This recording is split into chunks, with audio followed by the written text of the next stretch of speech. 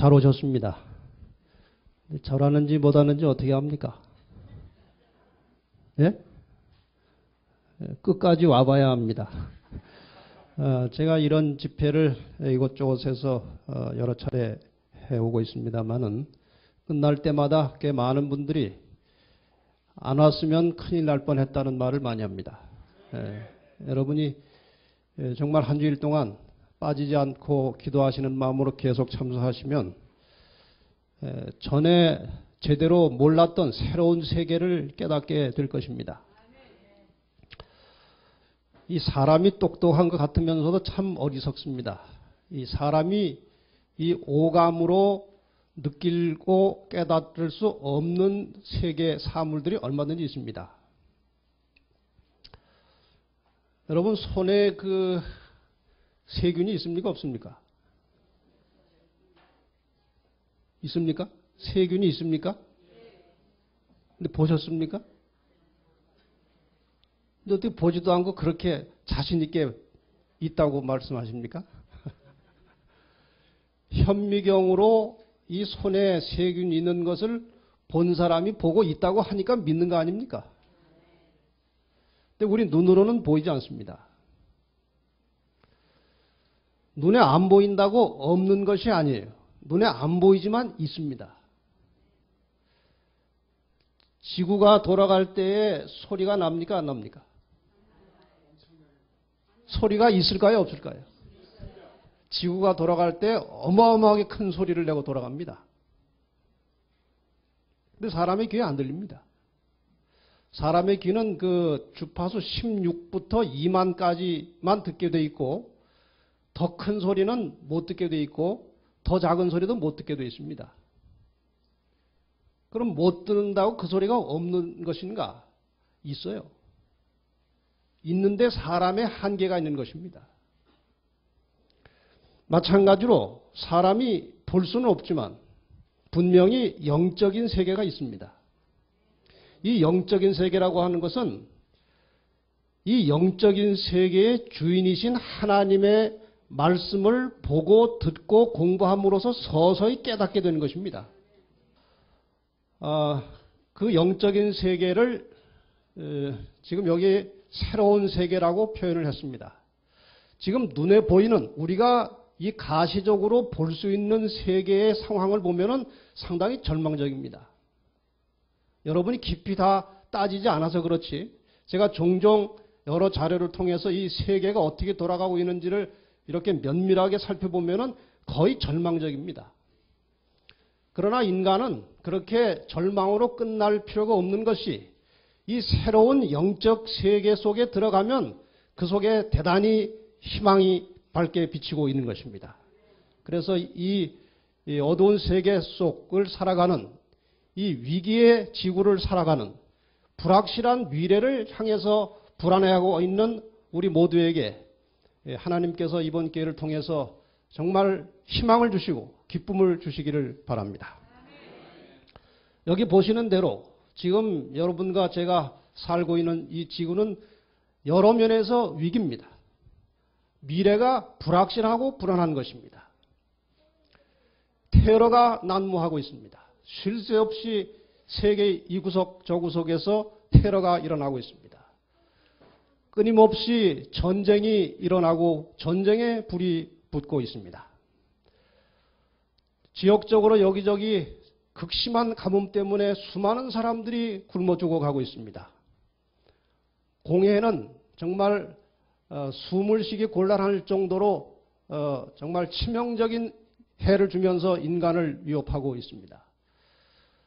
3대 바보가 있다고 그래요. 3대 바보. 도시에 살면서 심호흡 열심히 하는 사람들. 그 다음에 과일을 껍질째 먹는 사람들. 농약 많이 준 과일. 껍질째 드시려면 농약 안 준 과일을 껍질째 먹어야 됩니다. 그 다음에 수돗물을 그냥 마시는 사람들. 정말 이 세계는 사람이 살기에 이미 적합하지 않습니다. 오염이 또 얼마나 심한지 모릅니다. 물, 공기, 오염, 그 다음에 해일이 이 온난화 때문에 지구 기후가 약간 사람으로 말하면 돌았습니다. 그래가지고 엉뚱하고 이상한 일들이 얼마나 자주 많이 일어나는지 모릅니다. 가뭄과 함께 기근이 이 아프리카 같은 경우는 정말 심각합니다. 상상을 초월할 만큼 심각합니다. 요즘 우리가 다 피부로 느끼는 것은 경제 위기입니다. 이 경제 위기가 해결이 잠시 될지도 모르지만 멀리 보면 경제는 점점 악화할 수밖에 없는 것이 인류의 상황입니다. 특히 인간의 부도덕은 극도에 달하고 있습니다. 그 남녀 간의 부도덕은 이제 너무나 일상적인 것이 되어버렸고, 심지어는 이제 동성끼리 결혼하고 하는 이런 일들이 얼마나 보편화되어 가고 있는지 모릅니다. 옛날에는 상상도 하지 못했던 일이 이제는 이제 하나의 합법적인 형태로 바꾸어지면서 하나님의 자연의 질서를 파괴하고 도전하고 있는 것입니다. 이것이 오늘 우리가 살고 있는 세계입니다. 여기에 대하여 인터넷에 들어가 보면은 지구과학 사이버 강좌가 있는데, 거기 지구가 병들고 있어요라고 하는 타이틀로 이런 제목들이 나옵니다. 도시의 푸른 하늘은 어디로? 하늘에서 내려오는 죽음의 신, 산성비. 나와서 갈 곳 없는 산 같은 쓰레기. 죽어가는 땅. 우리가 사용하는 에너지 무한한가요? 에너지는 언젠간 끝납니다. 태양 에너지를 가지고 어떻게 해서 살 길이 있을지는 몰라도 그것은 실용화가 거의 그렇게 쉽은 일이 아니고 어쨌든 에너지는 끝나는 것입니다. 여러분 전기 한번 나가보세요. 보통 일이 아닙니다. 어떤 사람이 전기가 다 나가니까 아이고 전기도 나가고 할 일도 없는데 텔레비나 보자 그러더래요. 전기 없으면 아무것도 못합니다. 이제 그게 다 에너지입니다. 이 에너지가 한계가 있는 것입니다. 늘어나는 사막, 사라지는 열대숲, 이것이 오늘 여러분과 제가 발을 딛고 살아가는 지구의 환경이고 우리의 집의 모습이 이런 것입니다. 그런데 다행히 성경 속에 희망이 나와 있는 것입니다. 이사야 66장 17절에 보면 하나님께서 이렇게 말씀하십니다. 보라, 내가 새하늘과 새 땅을 창조하나니 이전 것은 기억되거나 마음에 생각나지 아니할 것이라. 새 하늘과 새 땅이 나오는 것은 헌 하늘과 헌 땅이 있다는 것입니다. 옛 하늘과 옛 땅이 있다는 것입니다. 지금 여러분과 제가 발을 딛고 살아가는 이 지구의 모습은 옛 땅이고 옛 하늘이 될 것이고 하나님께서 사람이 살기에 가장 적합한 새로운 하늘과 새로운 땅을 만드시겠다고 약속하셨기 때문에 우리는 이 희망을 가지고 하루하루를 사는 것입니다. 오늘은 첫날 하나님 어디 계신가요? 이런 제목으로 좀 말씀을 나누겠습니다. 이미 하나님이 계시다는 사실을 믿고 있는 사람들은 오늘 더 확실하게 믿게 되시기를 바라고, 아직 하나님이 계신지 안 계신지 가물가물하신 분들은 이 저녁에 하나님을 믿게 되시기를 바랍니다. 하나님은 원래 우리가 증명하려고 하는 것이 아닙니다. 성경 자체가 대전제가 하나님이 계신 것을 전제로 시작되는 것입니다. 이미 있는 것을 자꾸 증명하려고 하는 것 자체가 이상한 것입니다. 그러나 우리의 머리를 좀 깨우치기 위해서 하나님, 이 사람이 그런 질문을 하는 것 같죠? 하나님 어디 계신가요? 하나님은 계시의 하나님이십니다. 이 계시라고 하는 말의 뜻이 무엇인가 하면은 사람의 지혜로 알지 못하는 신비로운 일을 신이 가르쳐서 알게 해주는 것을 계시라고 합니다. 그래서 하나님은 사람들이 연구해서 발견한 것이 아니고 하나님은 사람들이 상상해서 꾸며낸 가성적인 존재가 아닙니다. 하나님이 자신을 사람들에게 계시하심으로 사람들이 하나님의 존재를 서서히 깨닫게 된 것입니다. 사람이 저절로 하나님을 알 수가 없어요. 그래서 하나님께서 여러 모양으로 사람들에게 나타나셔서 하나님이 계신 것을 보여주시고 가르쳐주시고 그 하나님의 뜻을 우리에게 알려주셨습니다. 그 하나님의 뜻을 다 모아놓은 책이 바로 성경책입니다. 이번에 이 성경책을 가지고 조금씩 이 영적인 세계를 한번 들어가 보려고 하는 것입니다. 창세기 12장 7절에 보면은 여호와께서 아브라함에게 어떻게 하셨다고요? 나타나 가라사대. 이 나타났다는 말이 계시하셨다는 것입니다. 내가 이 땅을 내 자손에게 주리라 하신지라. 그가 아브라함이 자기에게 나타나신 여호와를 위하여 그곳에 단을 쌓았다. 아브라함이 저절로 하나님을 알 수가 없습니다. 그래서 하나님께서 이 무지한 시대에 직접 자신을 여러 가지 형태로 보여주시고 나타나심으로 하나님이 계시다는 사실을 아브라함이 깨닫도록 해주셨습니다. 아브라함의 아들이 이삭입니다. 창세기 26장 2절에는 여호와께서 이삭에게 나타나 가라사대. 그리고 그 다음에 할 일을 지시해 주시는 것입니다. 이삭의 아들은 누굽니까? 야곱과 에서지요. 근데 야곱의 다른 이름이 뭔지 아십니까? 이스라엘입니다. 창세기 46장 2절에 보면 밤에 하나님이 이상 중에 이스라엘에게 야곱에게 어떻게 하셨다? 나타나셨다. 불러 가라사대 야곱아 야곱아 하시는지라. 하나님께서는 우리의 이 믿음의 조상 시대에 그 조상들에게 자신을 계시하시고 나타나심으로 하나님의 존재를 깨닫도록 그렇게 친절하게 가르쳐 주셨습니다. 이거 누구 같습니까? 모세 같죠? 출애굽기 3장 1절과 2절에 보면 모세가 애굽의 바로의 궁전에서 살다가 40살에 뭐 이런저런 사건이 있어서 미디안 광야로 도망을 갔죠. 도망가서 결혼을 했는데 그 장인집이 그 목장을 하는 집이었습니다. 그래서 그 장인집에 들어가서 더부살이 하면서 양떼를 쳤어요. 모세가 그의 장인 미디안 제사장 이드로의 양떼를 치더니 그 떼를 광야, 미디안 광야 서쪽으로 인도하여 하나님의 산 호렙의 이름에 여호와의 사자가 떨기나무 가운데로부터 나오는 불꽃 안에서 그에게 어떻게 하셨다? 나타나시니라. 하나님이 또 나타나셨습니다. 그가 보니 떨기나무에 불이 붙었으나 그 떨기나무가 사라지지 아니하는지라. 이래서 이제 모세는 하나님이 나타나셔서 불러내신 다음에 그를 다시 애굽으로 돌려보내시고 그곳에서 이스라엘 백성들을 인도하여 가나안 땅으로 나오도록 그렇게 역사하신 것입니다. 자, 지금까지 나타나신 것은 개인적으로 나타나셨습니다. 그래서 만약에 아브라함이 누구에게 가서 야, 하나님이 나에게 나타나셨다 하면은 사람들이 안 믿을 수도 있습니다. 헛것 본 거 아니야? 정말이야? 그런데 이 장면, 출애굽기 24장 16절과 17절에 나오는 이 장면은 아무도 반박할 수 없는 하나님의 존재를 증거하고 있는 것입니다. 여호와의 영광이 시내산 위에 머무르고 구름이 6일 동안 산을 가리더니 제7일에 여호와께서 구름 가운데 모세를 부르시니라.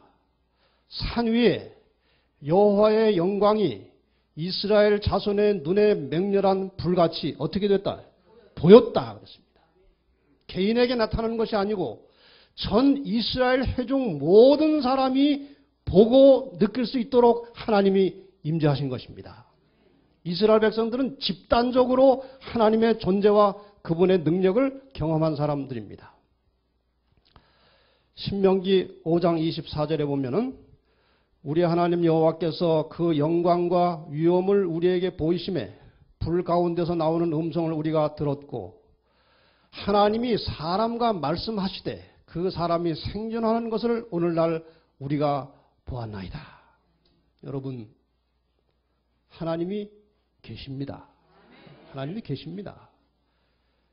특히 오늘날 이 지구상에 여기저기 흩어져 존재하고 있는 유대인들은 하나님이 계셨고 지금도 계시다고 하는 가장 확실한 증거로서 그 사람들이 살아있는 것입니다. 그 조상들이 이걸 다 경험한 것들입니다. 그래도 글쎄 하는 분이 또 있을 것입니다. 또 다음 단계로 가보십시다. 하나님은 창조의 하나님이십니다. 성경은 하나님의 존재를 증명하려고 하지 않습니다. 왜냐하면 이미 하나님을 경험한 사람들이 기록한 글이기 때문에 증명하려고 할 필요가 없는 것입니다. 그 성경 첫 말씀이 창세기 1장 1절에 태초에 하나님이 천지를 창조하시니라 이렇게 되어 있습니다. 이 창조의 역사는 창세기 1장과 2장에 걸쳐서 나옵니다. 첫째 날은 하나님께서 빛을 만드셨고 요약해서 말씀드리겠습니다. 둘째 날은 하나님께서 궁창 하늘을 지으셨고 셋째 날은 바다와 땅과 식물을 지으셨고 그러니까 셋째 날 바다와 땅은 물과 땅이 막 혼동한 가운데 섞여 있었는데 물은 물대로 땅은 땅대로 모은 것입니다. 이래서 땅과 바다가 생긴 것입니다. 그리고 식물이 생겼습니다. 네 번째 날은 해, 달, 별을 창조하셨고 다섯째 날은 그 하늘에 새로 채우시고 물속에 물고기를 채우셨습니다. 여섯째 날은 땅 위에 곤충과 동물을 지으셨고 사람을 창조하셨습니다. 그리고 일곱째 날 쉬시면서 사람들에게 안식하도록 안식을 주셨습니다. 여러분 일주일이 며칠입니까? 그게 왜 7일입니까? 5일로 하거나 10일로 하면 훨씬 간단한데 왜 7일입니까? 그 이상하지 않습니까? 하나님을 믿는 사람이나 안 믿는 사람이나 일주일은 며칠입니까? 7일이에요. 이 7일이라고 하는 것이 어디서 시작했는지 아무리 연구를 해도 나오질 않다가 성경에서 나오는 것입니다. 하나님께서 6일 동안 천지를 창조하시고 7일째 쉬심으로 시간이 7이라고 하는 묶음이 생겨난 것입니다. 그런데 놀랍게도 그때로부터 지금까지 아무도 이 7묶음을 풀어내고 깨지를 못하는 것입니다. 프랑스 혁명 당시에 일주일을 10일로 한 적이 잠깐 있었습니다. 일주일을 10일로 해가지고 9일 일하고 하루 쉬고 이렇게 했더니 사람들이 다 쓰러지더래요. 다시 원상태로 돌아왔더니 생기가 돌더라는 것입니다. 이건 아주 신비한 원리인데 이 일주일을 7일로 하는 제도가 바로 성경 창세기에서 나온 것입니다. 창조의 기록에서 나오는 것입니다. 그런데 이 사람의 창조는 참 특이했습니다. 다른 모든 피조물들은 하나님께서 말씀으로 나오라 하니까 나왔습니다. 그러나 사람은 그렇게 하지 않으셨습니다. 창세기 1장 26절 우리 같이 한번 읽겠습니다. 시작. 하나님이 가라사대 우리의 형상을 따라 우리의 모양대로 우리가 사람을 만들고 그로 바다의 고기와 공중의 새와 육축과 온 땅과 땅에 기는 모든 것을 다스리게 하자 하시고 인간은 하나님의 이미지, 하나님의 형상을 원본으로 해서 만들어진 사본들입니다. 인간에게는 하나님의 형상이 묻어 있는 것입니다. 아주 고귀한 피조물로 만들어진 것입니다. 근데 죄 때문에 많이 타락하고 못쓰게 됐지만 그래도 인간의 인격 속에는 하나님의 형상이 담겨져 있는 것입니다. 그래서 그걸 가지고 우리가 지금 하나님을 찾고 있는 것입니다. 그런데 어떻게 만드셨는가 하면은 창세기 2장 7절에 보면은 여호와 하나님이 흙으로 사람을 지으시고 생기를 그 코에 불어 넣으시니 사람이 생령 산 사람이 된지라 그렇게 되어 있어요. 수학 공식으로 하면 흙 더하기 생기는 산 사람 이렇게 되는 것입니다. 이것을 이제 우리가 다른 식으로 바꿀 수도 있죠. 산 사람 빼기 생기하면 뭐예요? 흙이에요. 지금 여기 흙이라고 하는 것은 흙 덩어리가 아니고 이 원어는 아파르라고 되어 있습니다. 아파르. 이 아파르라고 하는 것은 무엇인가 하면은 먼지, 티끌, 재 그런 것입니다. 그러니까 흙의 가장 작은 원소를 가리키는 것입니다. 그래서 이게 공작하듯이 흙으로 주물떡주물떡 해서 사람을 만든 것이 아니고 흙의 원소를 취해서 인간을 구성하신 것입니다. 그렇다면은 흙의 성분이 뭔가? 모든 물질은 원소의 결합으로 되어 있습니다. 물은 무엇과 무엇이 결합된 것입니까? 산소와 수소가 결합해서 물이 됩니다. 흙이라고 하는 것은 산소, 탄소, 수소, 질소, 칼슘, 카리, 염분, 유황, 인, 철, 마그네슘, 기타 여러 물질이 모아져 가지고 결합이 돼서 흙이 만들어집니다. 그런데 놀랍게도 사람을 분해하면 흙과 똑같은 것입니다. 오래전에 저희 할아버지 묘를 저기 오류동이라고 하는 곳에서, 저희 이제 고향이 오류동입니다. 영등포구 오류동입니다. 오류동이라고 하는 곳에서 이제 재림묘지로 이장을 하게 될 일이 생겼습니다. 그래서 이제 일하시는 분들과 함께 할아버지 묘에 가서 그분들이 이제 땅을 파서 이제 이장을 하려고 하는데 뼈를 좀 가져와야 되니까.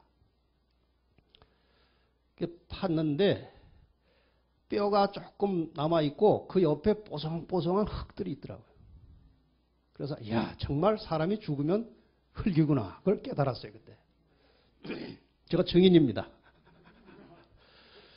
사람은 생명만 빠져나가면 뭐예요? 흙이에요. 그러니까 아무리 뭘 바르고 거울을 보고 뭐 굉장한 것 같아도 숨만 빼버리면 뭐예요? 흙이에요. 숨 빠지기 전에도 엑스레이 사진 찍어 놓으면요 볼만합니다. 이런데 이제 여러분 얼굴 여기 한번 사진 찍은 거 보셨습니까? 거기 해골이 들어있어요. 이 속에 해골. 눈이 이렇게 해가지고. 그러니까 정말 인간은 교만하고 잘난 척할 것이 하나도 없어요. 그나마 조금 뭐 이렇게 자기가 괜찮다고 생각하는 것도 그 생명이 누구 것입니까? 하나님의 것이에요. 남의 거 가지고 자꾸 자랑하지 말고 겸손하게 사시기 바랍니다. 인간은 아무것도 아닙니다. 아무리 잘났다고 생각해봐야 결국 숨 빠지면 흙이고 흙 아니라도 찍어보면 뼈입니다. 여기서 우리가 겸손을 배울 필요가 있습니다.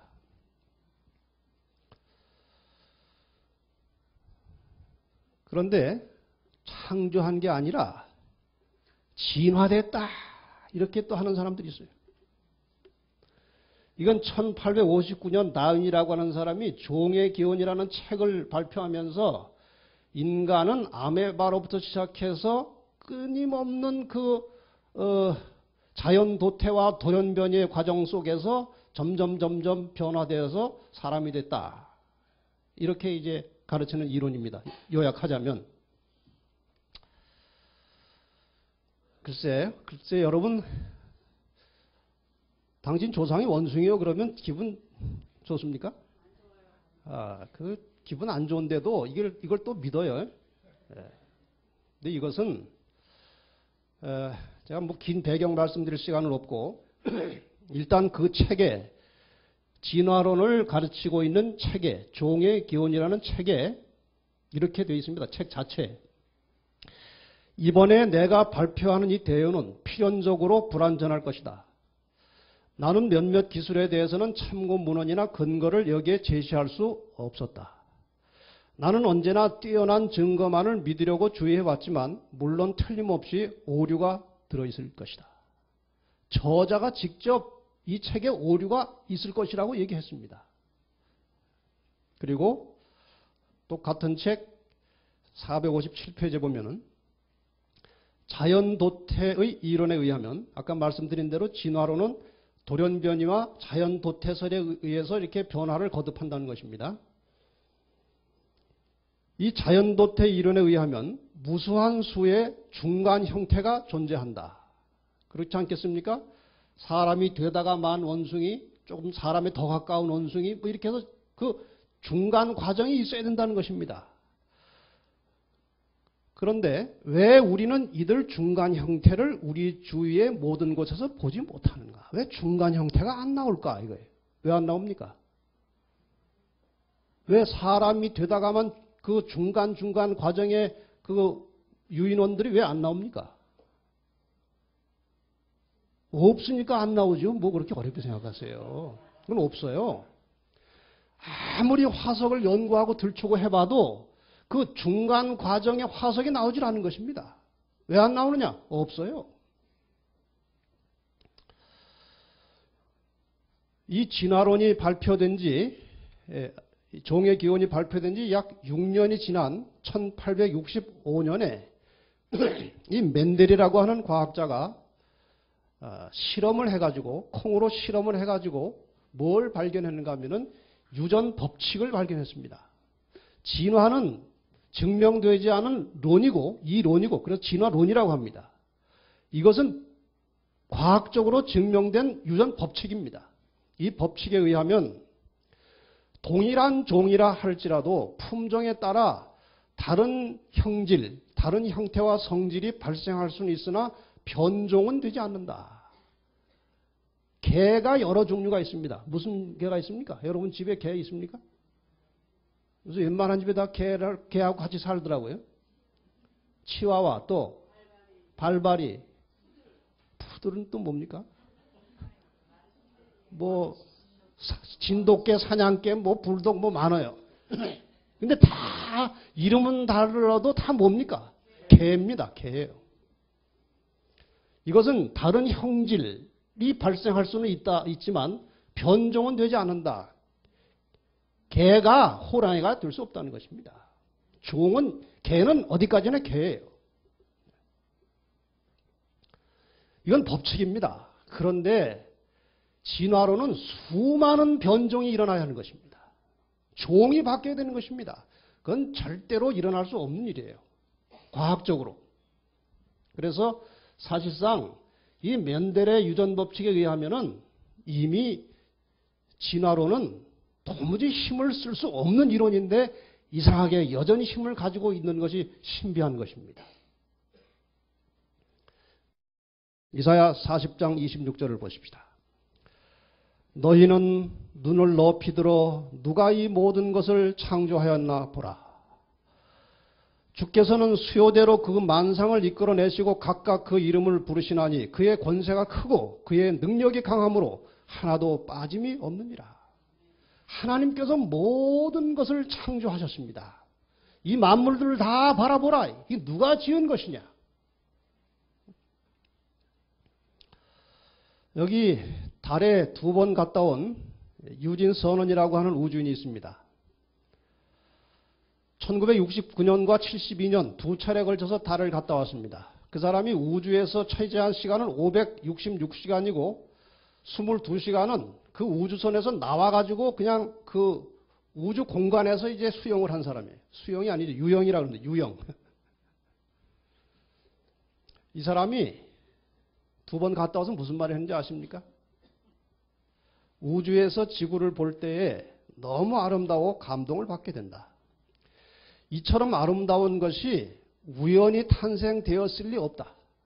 어느 날 어느 때 우연히 부딪힌 소립자와 소립자가 결합하여 우연히 이런 것이 생겨났다는 사실을 절대로 믿을 수 없다. 지구는 그만큼 아름답다. 무슨 목적 없이 무슨 의지 없이 우연만으로 이만큼 아름다운 것이 형성될 리 없다. 그런 일은 논리적으로 있을 수 없다는 걸 우주에서 지구를 바라보며 확신했다. 우주 체험을 거듭할 때마다 신은 유일신 이외에 다른 것이 될 수 없다고 확신하게 되었다. 이 사람은 과학자입니다. 이 머리가 아주 조직적이고 과학적인 사람이지만 이 세상에 있을 때는 잘 확실히 몰랐는데 우주에 올라가 보니까 하나님이 계시지 않고는 창조주 하나님이 계시지 않고는 절대로 이런 세계가 있을 수 없다는 사실을 깨닫게 됐다는 것입니다. 그래서 우리가 정직한 양심으로 세상을 관찰하고 천지 만물을 돌아보면 로마서 1장 20절 말씀이 딱 맞습니다. 같이 읽겠습니다. 시작. 창세로부터 그의 보이지 아니하는 것들 곧 그의 영원하신 능력과 신성이 그 만드신 만물에 분명히 보여 알게 되나니 그러므로 저희가 핑계치 못할지니라.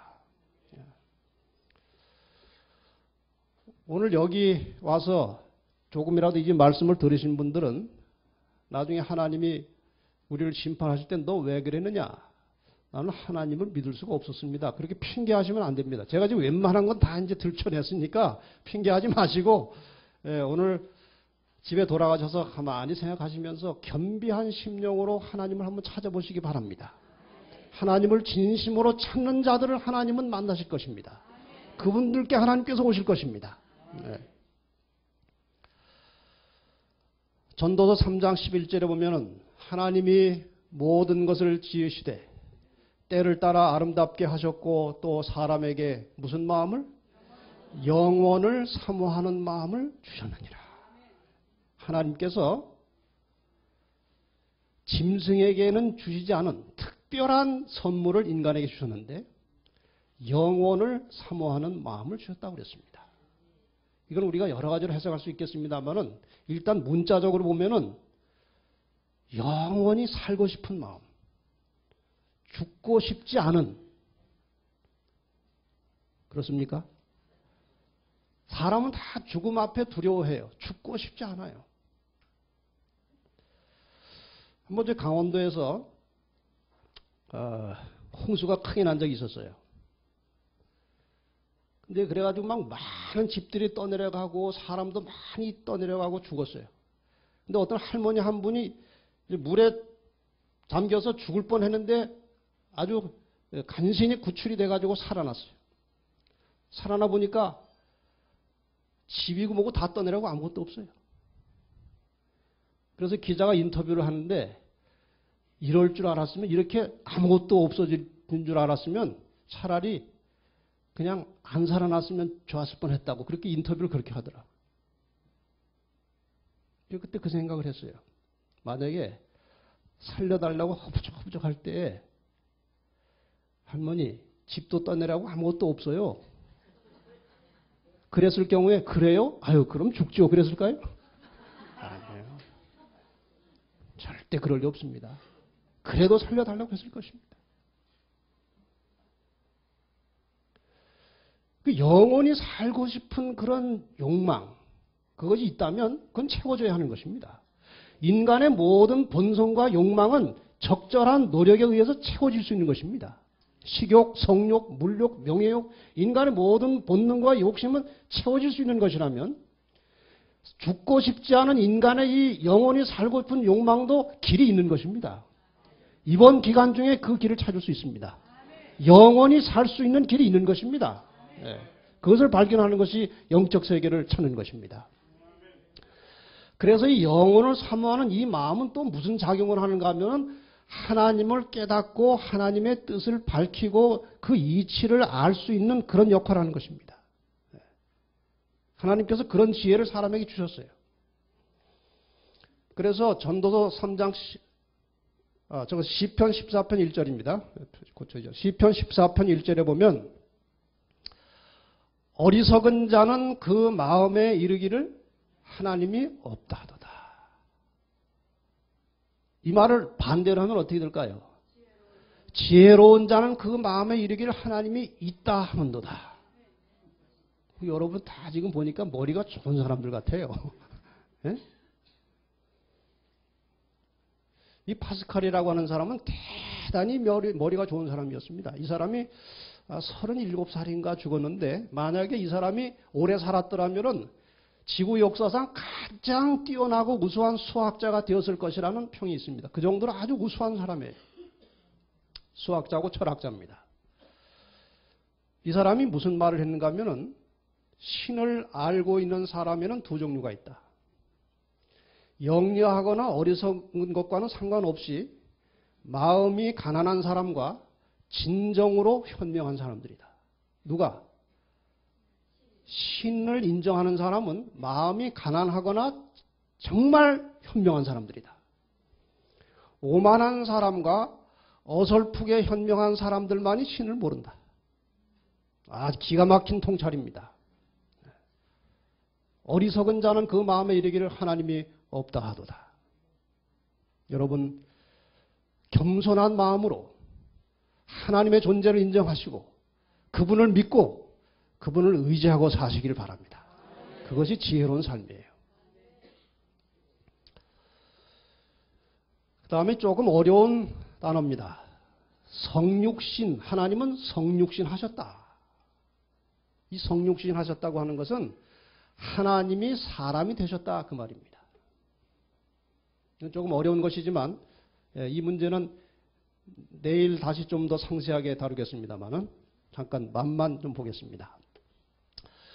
요한복음 1장 1절로 3절에 보면은 보통 사람이 그냥 처음 봐서는 도무지 이해할 수 없는 말이 나옵니다. 태초에 말씀이 계시니라. 계시다고 하는 말은 어떤 인격체에게 하는 말 아닙니까? 근데 그냥 말씀이라고 하는 단어를 갖다 붙여놓고 말씀이 계시니라. 이 말씀이 하나님과 함께 계셨으니 이 말씀은 곧 하나님이시니라. 그가, 그 말씀이 태초에 하나님과 함께 계셨고 만물이 그로, 그 말씀으로 말미암아 지은 바 되었으니 지은 것이 하나도 그가 없이는, 그 말씀이 없이는 된 것이 없느니라. 이 말씀이 도대체 뭔데? 계셨다. 하나님과 함께 계셨다.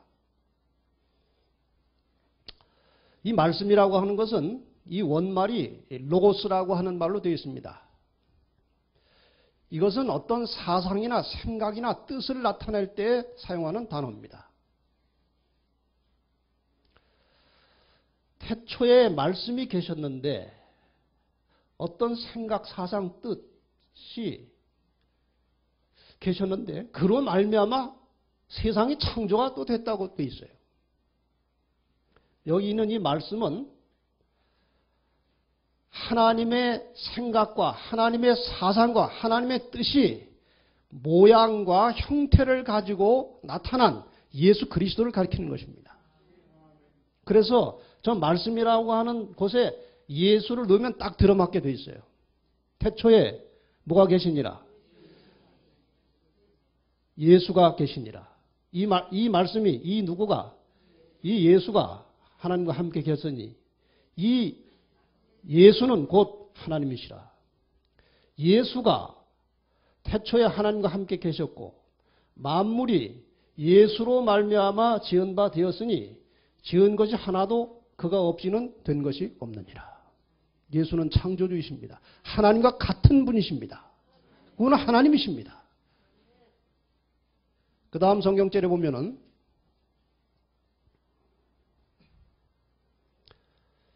요한복음 1장 14절 18절에 보면은 그 말씀이 뭐가 됐다고 그랬어요? 육신이 되어 우리 가운데 거하심에 우리가 그의 영광을 보니 아버지의 독생자의 영광이요 은혜와 진리가 충만하더라. 본래 하나님을 본 사람이 없으되 아버지 품속에 있는 독생하신 하나님이 나타내셨느니라. 이 말씀이 육신이 됐다고 하는 것은 누가 육신이 됐다고 하는 것입니까? 하나님이신 예수가 인간의 모양으로 되어 우리 가운데 오셨다는 것입니다. 우리가 그분의 영광, 예수님의 영광을 보니 이건 보통 사람이 아니고 아버지의 독생자의 영광이요 은혜와 진리가 충만하더라. 하나님을 본 사람이 없지만 독생하신 하나님 예수께서 하나님이 어떤 분인지를 나타내셨느니라. 여러분, 하나님이 직접 그 영광을 가지고 사람에게 나타나면 사람은 즉사하게 되어 있습니다. 그래서 하나님이 그 영광의 하나님이 비천한 인간의 모습으로 이 땅에 내려오셨고 그분의 삶을 통해서 하나님이 어떤 생각을 가지고 하나님이 인간에게 원하시고 바라시는 뜻이 무엇인지를 보여주시고 가르쳐주신 분이 바로 예수 그리스도이십니다. 우리가 내일 이분에 대해서 상세하게 공부하겠습니다. 드디어 이분이 하나님이 로고스, 말씀이 육신이 되어서 이 땅에 드디어 2000여 년 전에 오신 것입니다. 누가복음 2장 4절로 12절을 보면은 요셉도 그 약혼한 마리아와 함께 호적하러 올라가지 마리아가 이미 잉태하였더라. 거기 있을 그때에 해산할 날이 쳐서 첫 아들을 낳아 강보에 싸서 구유에 누였으니 이는 여관에 있을 곳이 없음이로라. 여러분 이 배경과 이야기를 잘 아십니다. 그 지역의 목자들이 밤에 밖에서 자기 양떼를 지키더니 주의 사자가 곁에 서고 주의 영광이 그들을 두루 비추매 크게 무서워하는지라. 천사가 이르되 무서워하지 말라. 보라 내가 온 백성에게 미칠 큰 기쁨의 좋은 소식을 너희에게 전하노라. 이 큰 기쁨의 좋은 소식을 우리가 흔히 쓰는 말로 뭐라고 하는 것입니까? 그것이 복음이라고 하는 것입니다. 복음. 복음이라는 말이 여기서 나왔습니다. 큰 기쁨의 좋은 소식은 예수께서 오셨다는 것입니다. 이 소식을 깨닫지 못하고 사는 사람들은 불행한 사람들입니다. 이 예수가 오셨다는 소식은 인간을 사망에서 생명으로 옮겨가는 소식입니다. 이것을 깨닫지 못하고 그냥 죄 가운데 죽는다면 인간의 가장 큰 불행이 되는 것입니다. 오늘 다윗의 동네에 너희를 위하여 구주가 나셨으니 곧 그리스도 주시니라. 너희가 가서 강보에 쌓여 구유에 누여 있는 아기를 보리니 이것이 너희에게 표적이니라. 예수님은 이렇게 이 땅에 겸손한 모습으로 비천한 인간의 모습으로 탄생하셨습니다. 그 다음에 이제 같이 제자들과 함께 사시면서 하나님의 뜻을 하늘의 이치를 가르쳐 주시고 사람이 어떻게 죄를 용서받고 사람이 어떻게 구원을 받고 장차 어떻게 하나님과 함께 영원히 살게 될 것을 이 예수님께서 사람들과 제자들에게 다 가르쳐 주셨어요. 요한복음 14장 9절에 한 번은 빌립이라는 제자가 말하기를 주여 아버지를 우리에게 보여주옵소서. 그리하면 족하겠나이다. 다시 쉽게 말하면 하나님도 한번 보여주면 좋겠습니다. 그 말이에요. 예수께서 가라사대 빌립아 내가 이렇게 오래 너희와 함께 있으되 내가 나를 알지 못하느냐. 나를 본 자는 아버지를 보았거늘 어찌하여 아버지를 보이라 하느냐. 아버지를 봐야 나랑 똑같다 이것입니다. 아버지나 나나 똑같고 내가 지금 하는 말이나 생각이나 너희를 대하는 이 모습이 하나님의 모습과 똑같은 것이니까 하나님 본 거나 마찬가지다 이거예요. 그래서 예수님께서 성육신 그 영광의 하나님이 인간의 몸으로 오셔서 하나님이 어떠한 분인지를 친히 보여주시고 가르쳐 주셨습니다. 그런데 그분이 어디 계시느냐 하는 것입니다. 그 위치가 어디냐 것입니다. 하나님이 계신 공간이 있느냐 하는 것입니다.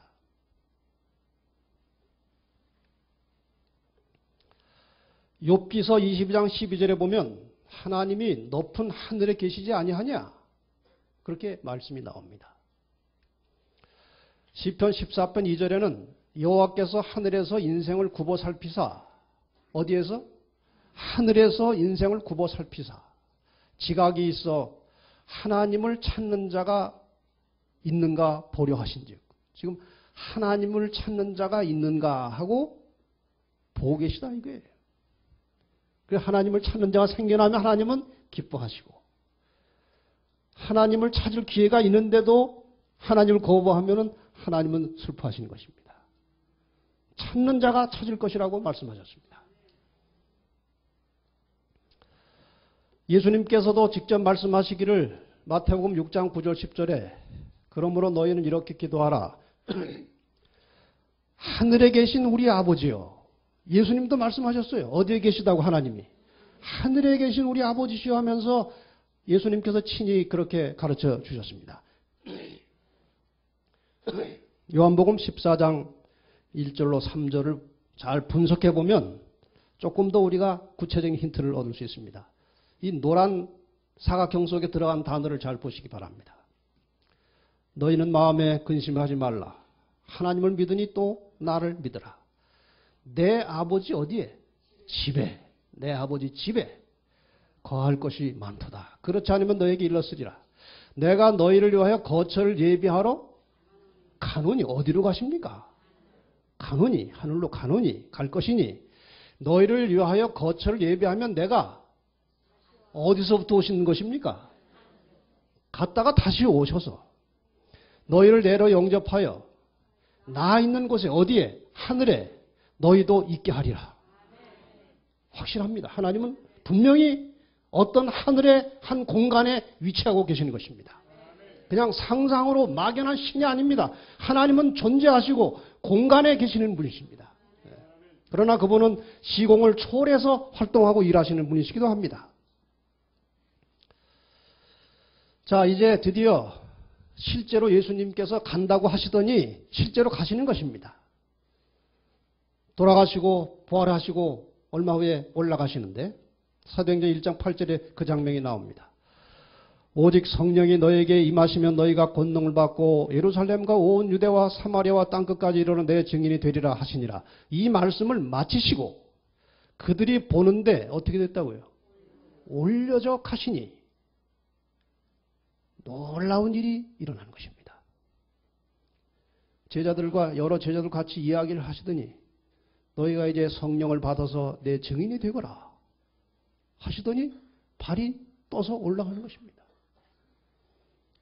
이것이 비밀리에 일어난 일이 아니고 많은 사람이 보는 중에 그런 일이 벌어진 것이기 때문에 절대로 숨길 수 없는 것입니다. 많은 증인들이 있는 것입니다. 어디로 가시는 것입니까? 계속 올라가는데 나중에는 구름이 가리워 보이지 않게 됐다 그랬습니다. 어디론가 하늘로 가셨습니다. 그렇게 쳐다보고 있는데 흰옷 입은 두 사람, 천사죠. 그들 곁에 서서 이르되 갈릴리 사람들아 어찌하여 서서 하늘을 쳐다보느냐. 너희 가운데서 하늘로 올려주신 이 예수는 하늘로 가심을 본 그대로 오시리라 하였느니라. 너희가 지금 예수가 너희랑 같이 살다가 십자가에 돌아가시고 무덤에 들어가셨다가 부활하셔서 일어나신 그 모습, 손에 못자국, 발에 못자국, 옆구리에 창자국, 그 흔적을 가지고 그대로 지금 올라가시는데 그 모습 그대로 다시 오시겠다는 것입니다. 천사들이 그렇게 증언을 했습니다.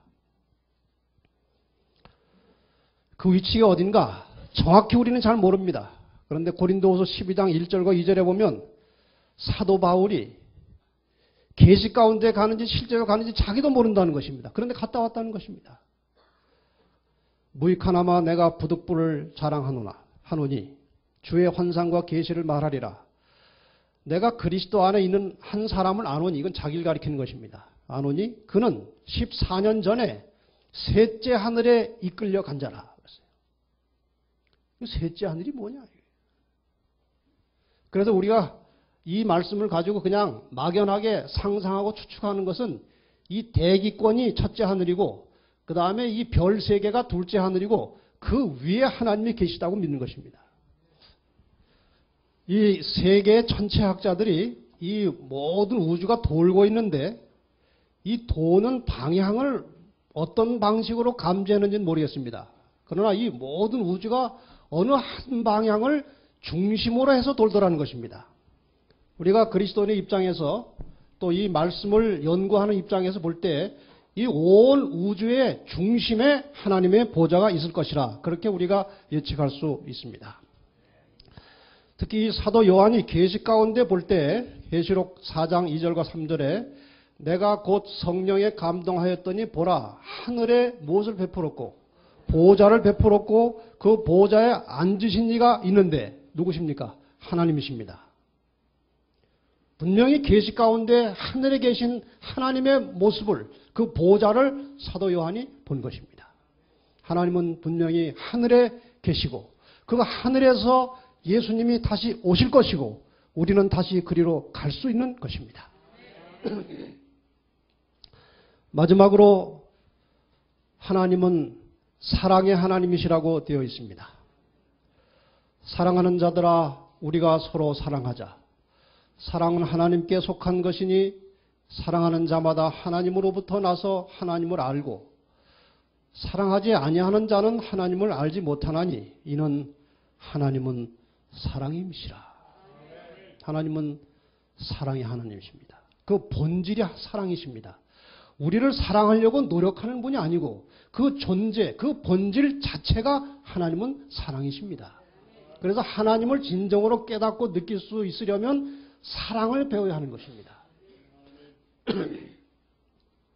요한일서 4장 9절 10절 하나님의 사랑이 우리에게 이렇게 나타난 바 되었으니 하나님이 자기의 독생자를 세상에 보내심은 그로 말미암아 우리를 살리려 하심이라.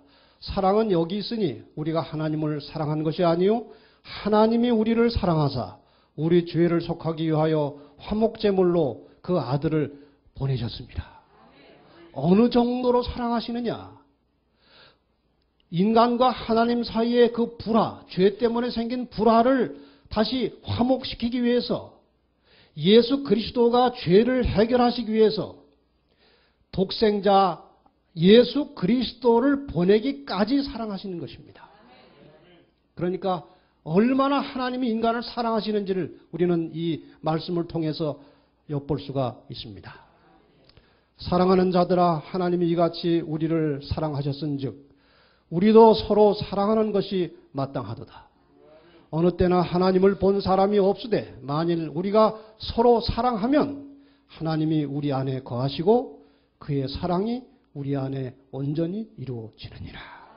여러분 정말 하나님을 믿고 신앙을 가지고 살기를 원하시면 사랑하는 연습을 하시기를 바랍니다. 내 주변의 가족과 내 이웃들과 모든 사람을 진심으로 사랑하게 될 때에 하나님의 사랑이 우리 속에서 느껴지게 되는 것입니다. 이 하나님이 그 사랑이 어떤 것인지를 가르쳐주는 한 가지 이야기가 여러 가지 이야기 중에 대표적인 이야기가 누가복음 15장에 나옵니다. 하나님의 심정이 어떤가? 한 집에 두 아들이 있었는데 한 아들은 큰 아들은 아주 성실파예요. 그래서 아주 집에서 열심히 일하고 아주 성실한데 이 둘째 아들이 조금 문제아예요. 아닌 게 아니라 조금 크더니 아버지 나 죽으면 유산 줄 거 있죠? 물론 줘야지 아들이니까. 그거 미리 좀 줄 수 없습니까? 참 별 희한한 아들이 다 있어요. 유산을 미리 달라는 것입니다. 아버지 돌아가시기도 전에. 하도 졸라가지고 아버지가 사랑하는 아들이 하도 졸르니까 처음에는 같이 살자 했지만 유산을 줬어요. 그걸 들고 가가지고 신나게 놀았습니다. 허랑방탕하고 많은 친구와 더불어 놀다가 돈이 떨어졌고 돈 떨어지니까 모두 떨어져요. 친구도 떨어졌습니다.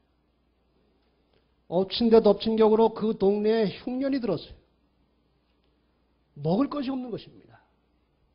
그래가지고 누가복음 15장 15절 19절에 오면은 가서 그 나라 백성 중 한 사람에게 붙여 사니 그가 그 주인이 그를 그 작은 아들을 들로 보내어 돼지를 치게 했는데 그 돼지 먹는 쥐엄 열매로 배를 채우고자 하되 주는 자가 없는지라. 그 돼지 먹는 것이라도 좀 먹으려고 했더니 그것도 잘 안 돌아오더라 이것입니다.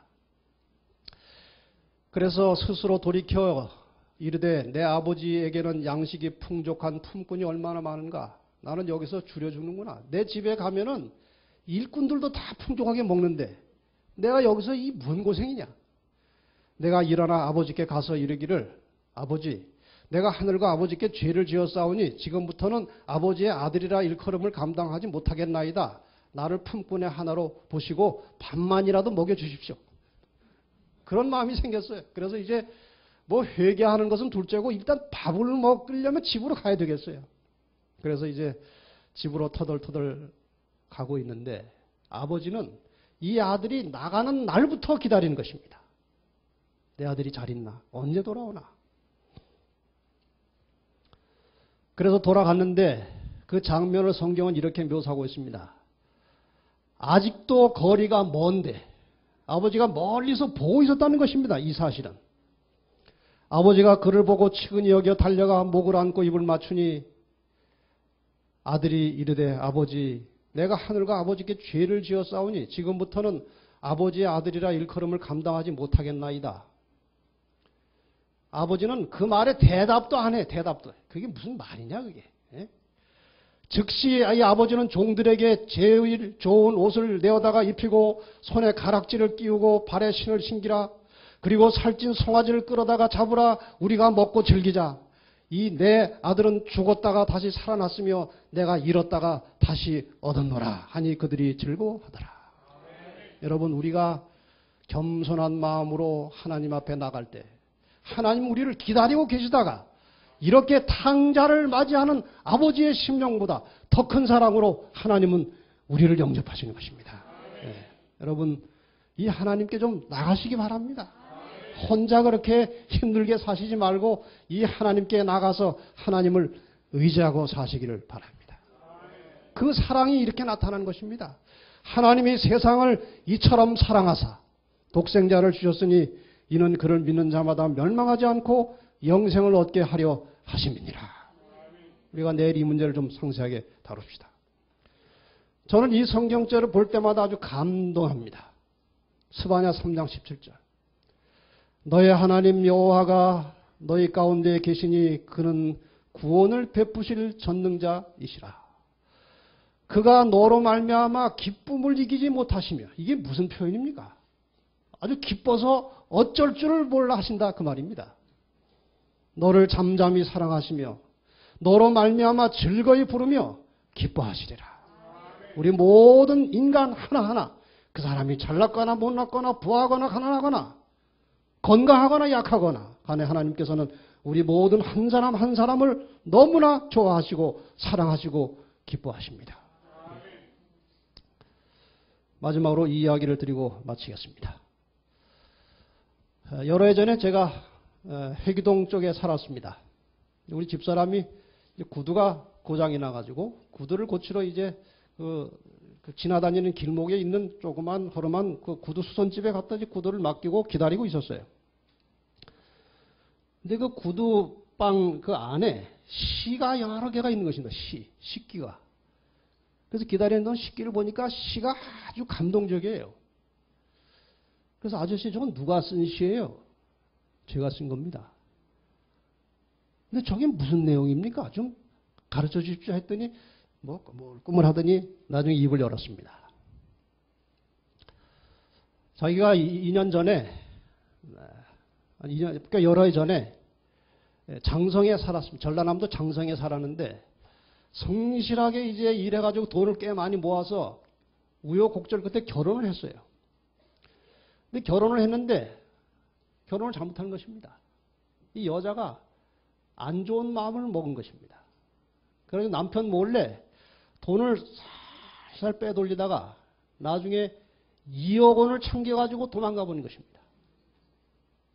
근데 놀라운 것은 이 남자가 그 2억 원을 가지고 도망간 여자를 증오심을 가지고 그냥 어떻게 좀 하고 싶을 텐데 이상한 남자예요. 그래도 밉지 않더라는 것입니다. 그 돈을 다 써도 괜찮은데 좀 제발 다시 돌아왔으면 좋겠다는 것입니다. 돈 상관없이.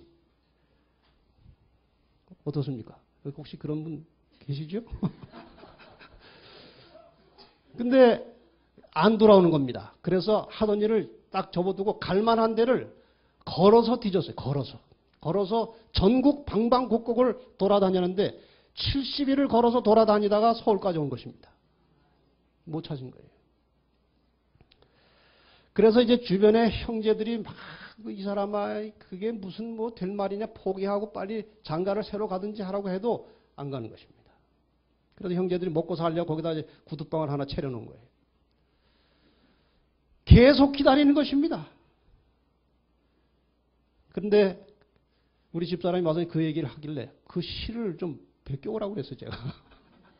그래서 우리 집사람한테 시켜서 집사람이 가서 그 시를 베껴왔는데 그 중에 하나가 이것입니다. 기다림이. 날 버리면 어쩌나 생각진 않지만 이제나 저제나 당신 오는 곳만 바라봅니다. 오다 가다 당신은 날 잊진 않으셨나요? 당신을 보고 싶어도 나는 갈 수 없지만 당신이 원하시면 언제라도 왔다 가오. 왔다가 가도 괜찮으니까 오라는 것입니다. 당신이 머물고 싶은 만큼 머물다 가세요. 날 버리면 어쩌나 생각진 않지만 돌아올 줄 모르는 당신이 야속하기만 합니다. 이제나 저제나 당신 오는 길목을 바라다 보니 당신은 오지 않고 마른 갈대 홀로 서 있어. 지친 몸 몸부림치며 당신 모습 그리워. 나는 오늘 밤도 잠 못 이루며 당신만을 기다립니다. 기다릴 만한 가치가 없는 여자입니다. 그렇지 않습니까? 솔직히 말하면. 기다릴 만한 가치가 없는 여자인데도 불구하고 이 남자는 그 여자를 기다리는 것입니다. 이것이 정말 죄덩어리, 보기도 싫은 죄 덩어리 인간을 용서하시고 사랑하시고 기다리시는 예수님의 심정이 아닌가 생각이 드는 것입니다. 여러분, 그 하나님의 사랑을 깊이 생각하시고 이제 노래를 찬양을 들으시면서 하나님께 나오시기 바랍니다. 좀 멀리 떨어져 계신 분들은 가까이 오시고 하나님께, 아주 하나님하고 등지고 살던 분들은 등을 돌려서 좀 가까이 더 오시고, 그래서 정말 하나님과 가까이 만나는 경험을 하시기를 바랍니다.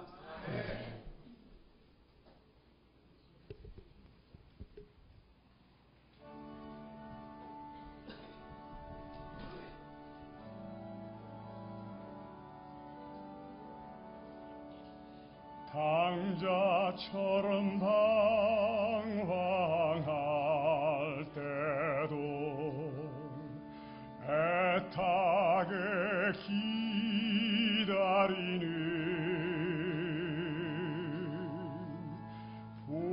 부드러운 주님의 손길이 내 마음을 녹이셨네.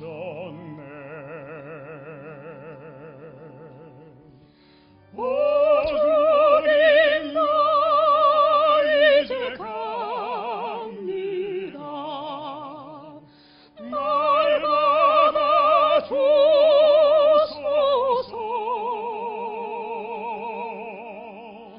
이제는 주님만 위하여 이 몸을 바치리라.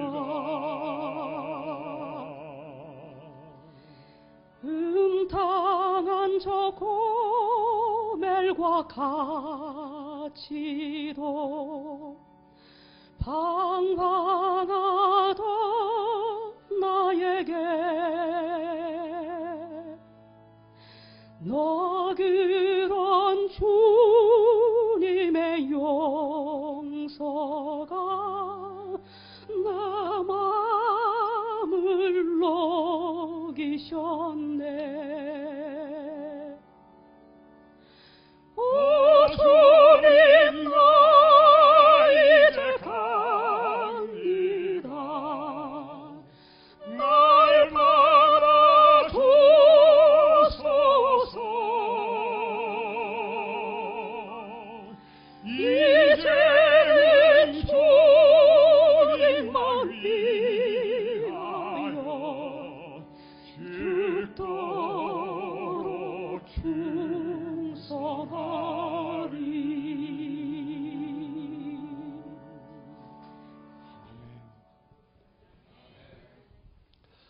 주님께서 이 시간 우리의 마음 문을 두드리고 계십니다. 볼지어다 내가 문 밖에 서서 두드리노니 누구든지 내 음성을 듣고 문을 열면 내가 그에게로 들어가 그와 더불어 먹고 그는 나와 더불어 먹으리라. 여러분, 이 예수님이 두드리는 문의 특징은 문 손잡이가 밖에 없는 것입니다. 안에서 열지 않으면 열 수 없는 문입니다. 여러분이 마음문을 열지 않으면 주님은 강제로 들어갈 수 없습니다. 이 시간 겸손한 심령으로 마음문을 열고 사랑의 하나님을, 사랑의 예수님을 여러분의 주인으로 모시시기를 바랍니다. 정말 여러분의 삶이 행복해지고 달라질 것이고 희망이 생길 것입니다.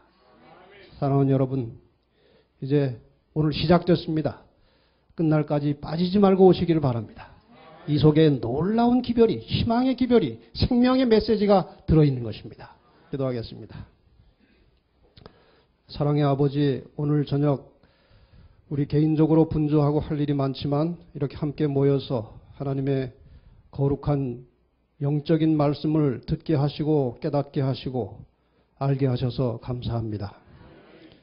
우리 인간을 사랑하시고 구원하시기 위해서 자신을 친히 계시하시고 나타내 보이시면서 인간을 구원으로 인도하시는 하나님의 손길과 사랑을 진심으로 감사합니다. 우리 모두가 다 하나님의 사랑에 반응할 수 있는 지혜를 주시옵소서. 겸손한 마음, 가난한 마음 주셔서 자신을 다 포기하게 하시고 굳어진 자아를 깨뜨려 버리게 하시고 정말 낮아진 모습으로 주님을 나의 구주로 주인으로 영접할 수 있는 귀한 믿음 우리 모두에게 주시옵소서. 교회는 나오고 있었지만 주님과 멀리 떨어져 살았던 우리들의 잘못을 용서해 주시고 좀 더 가까이 아버지의 사랑을 느끼고 경험하면서 늘 하나님께 감사하고 기뻐하며 정말 건강하고 행복한 하루하루의 삶을 살도록 우리의 삶에 축복해 주시옵소서. 이 자리에 처음 나오신 분들, 아직 하나님을 믿지 못하는 분들이 계시면 그분들 특별히 더 사랑하시고 그 마음에 깊이 감동케 하셔서 이번 기간을 통해서 하나님을 깨닫게 하시고 믿게 하시고 우리와 함께 영원한 생명에 들어가도록 축복해 주시옵소서. 그 가정의 가족들까지 하나님 사랑하시고 구원으로 인도해 주시기를 간절히 원합니다. 이제 내일 다시 올 때까지 우리의 생각과 우리의 생활을 지켜주시고 항상 주 안에서 감사와 기쁨이 있는 삶을 살도록 도와주시기를 예수님의 이름으로 간절히 기도하옵나이다.